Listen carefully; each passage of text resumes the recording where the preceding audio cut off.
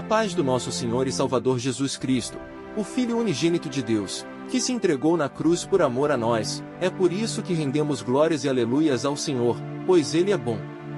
Antes de iniciarmos nossos estudos, peço que nos ajude curtindo o vídeo, se inscrevendo no canal e ativando o sininho, para que você seja notificado a cada vídeo postado. O texto base para nosso estudo encontra-se na primeira carta aos Coríntios, capítulo 11, mais precisamente no verso 27, que diz: Portanto, qualquer um que comer deste pão ou beber do cálice do Senhor indignamente será culpado do corpo e do sangue do Senhor. Ao longo dos anos, o termo indignamente tem recebido uma interpretação errada, sendo frequentemente utilizado por líderes para dominar as ovelhas por meio do medo.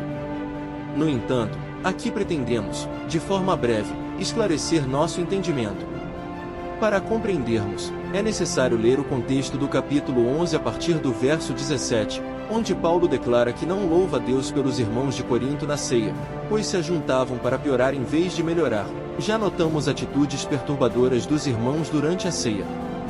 Essas atitudes geravam desordem na ceia, como a falta de respeito pelos irmãos, conforme o verso 21, que destaca casos de desrespeito, onde alguns participantes negligenciavam os necessitados, assim como o desprezo entre os membros, conforme o verso 22, onde Paulo repreende a falta de consideração e respeito mútuo entre os crentes durante a celebração. Ainda havia a questão de não esperar uns pelos outros, conforme o verso 33, e Paulo destaca a importância de esperar uns pelos outros, promovendo a comunhão e unidade durante a ceia.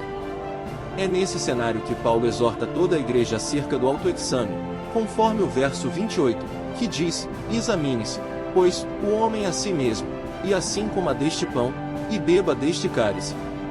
Antes de participar da ceia, Paulo exorta os crentes a se autoexaminarem, garantindo que estão em comunhão adequada com Deus e com seus irmãos. Para compreender o termo indignamente, é necessário primeiro entender o que significa não discernir o corpo de Cristo. Os irmãos da igreja de Corinto estavam com atitudes erradas para com os próprios irmãos. Note que na primeira epístola de João, capítulo 4, versos 20 e 21, relata que é impossível amar a Deus, a quem não vemos, sem amar o nosso irmão, a quem podemos ver. Neste sentido, o apóstolo Paulo, ao dirigir-se aos romanos no capítulo 12, verso 10, relata que devemos amar-nos cordialmente uns aos outros com amor fraternal, preferindo-nos em honra uns aos outros. Só assim é possível viver como igreja, como o corpo de Cristo. Na primeira carta aos Coríntios, capítulo 12, versos 12 ao 27, Paulo descreve a igreja como um corpo, enfatizando a interdependência e a importância de cada membro para o funcionamento saudável do todo. Contudo, tais ensinamentos baseiam-se no que Jesus próprio ordenou. Repare no capítulo 5, versos 23 e 24, de Mateus. Jesus instrui que, se estiveres diante do altar e te lembrares de que teu irmão tem algo contra ti, deixa a oferta e reconcilia-te primeiro com teu irmão.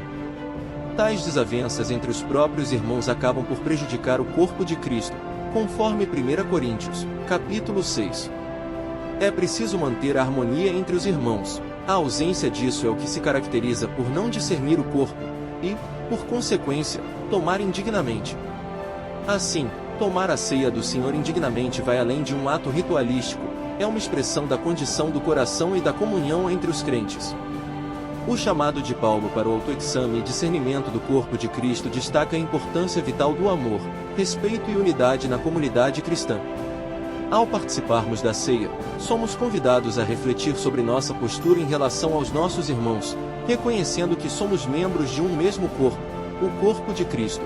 Que Cristo vos abençoe, e lhe dê sabedoria para poder relevar certas situações para que possa viver em harmonia com o corpo de Cristo.